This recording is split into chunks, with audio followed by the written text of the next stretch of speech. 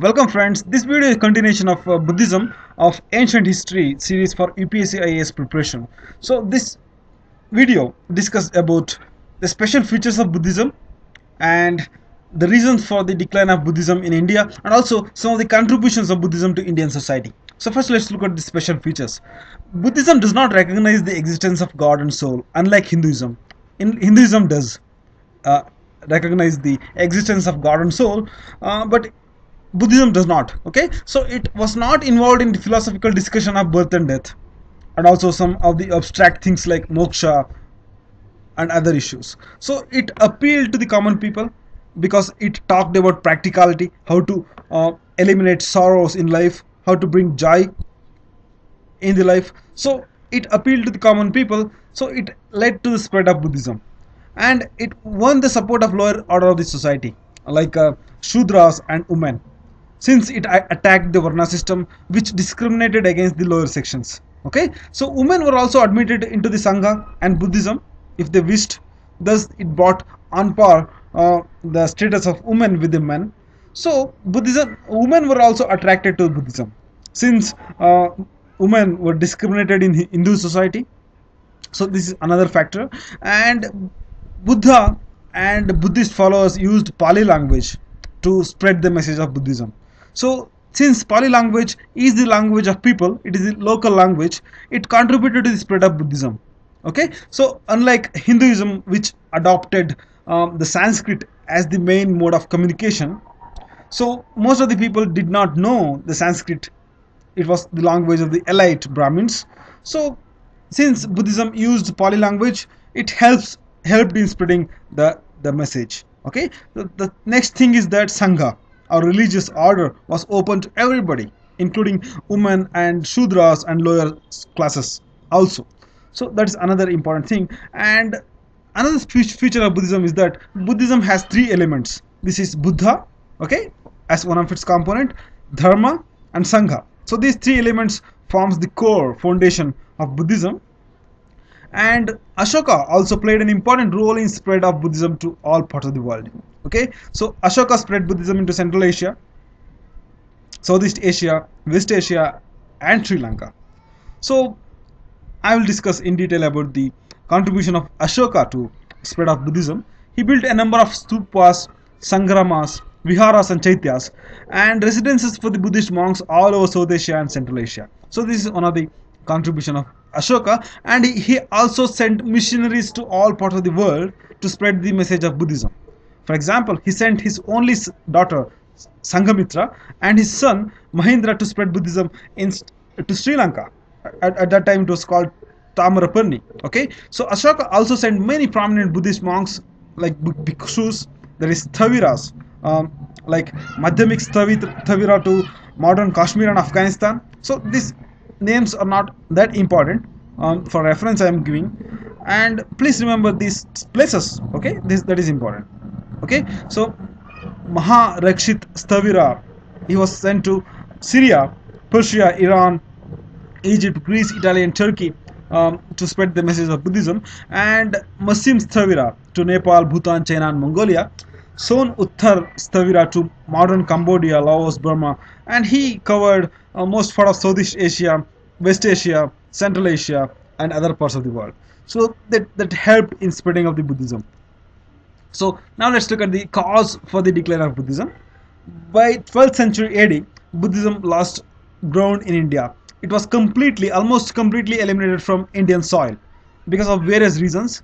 So initially, Buddhism rebelled against the rituals and ceremonies of Hinduism.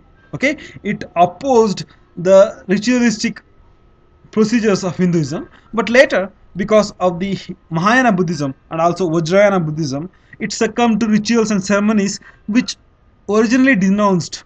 Okay, so rituals were the major part of the Buddhism in later period. So that was the major reason most of the people denounced Buddhism because of its importance to rituals in the later period. Okay, during the 12th century AD. And second important thing is that Buddhism reformed its approach. Brahminism reformed its approach later period. So it stressed the need for preserving cattle wealth, assured women and Shudra of administration to heaven. So also they gave the status of Vishnu to the Buddha. One of the avatara of Vishnu is referred as Buddha. Okay, so Brahminism integrated Buddhism into Hinduism. Okay, so on the other side, Buddhism changed for the worse. So it their monks were cut off from mainstream people and adopted Sanskrit, and they gave up Pali. So they were cut off from the mainstream people, and also royal patronage, worldly pleasure. So Buddhist monasteries become ease-loving people, and they become centers of corrupt practices and other malpractices. Okay, so Buddhism changed for the worse, and Brahminism reformed its approach. So this led to expansion of Brahminism and reduction of influence of Buddhism in Indian society. Okay, next is the persecution of Buddhism by Brahmin rulers. So Brahmin rulers resented Buddhism rise, so they persecuted Buddhist monks and followers of Buddhism. For example, Pushyamitra Sunga was on a such kind of breed, and later Huna king Mihirakula. So he was converted to Shaivism, the worshippers of Shiva, and he killed hundreds of Buddhists. And Shaivist king Shashanka of Gauda, he cut off the Bodhi tree, original Bodhi tree at Bodh Gaya. So they persecuted Buddhists because of attitude of Buddhist as well at that period. And in South India, both Shaivite and Vaishnavites bitterly opposed the Jainas and Buddhists in early medieval times. So this opposition from the kings and some of the internal practices of Buddhism led to the total disappearance of Buddhism from the land of its birth itself in India by 12th century AD. So this is the Ananda Bodhi tree in Bodh Gaya. So now let's look at the importance of Buddhism and influence of Buddhism in some of the aspects.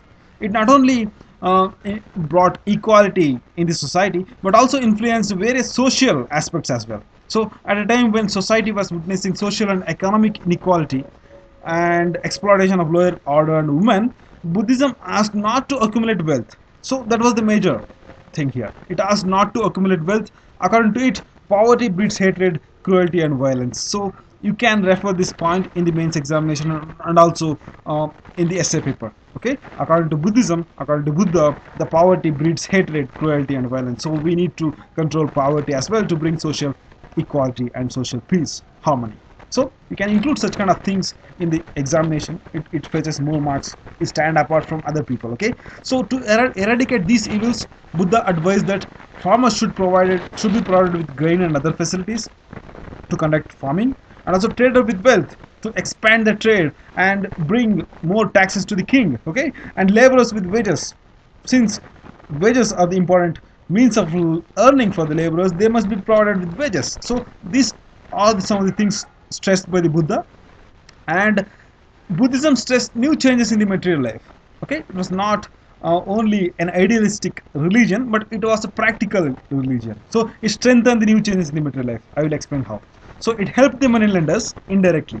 Okay, since due to the rules of the Sangha, that means the debtors were not permitted to members of the Sangha. So it indirectly assisted the moneylenders to collect the loan amount. Okay, and rules that slaves could not join Sangha helped slave owners. So slaves could not join the Sangha, so they were not freed from the control of slave owners. So it promoted slave ownership, and also it promoted moneylenders indirectly because of its practices which were adopted in Sanghas. Okay, so women and Shudra treated fairly and allowed to become members of the Sangha. So it also boosted cattle wealth because it declared that cattle as givers of food, beauty, and happiness. That is Annada, Varnada, and Sukhada.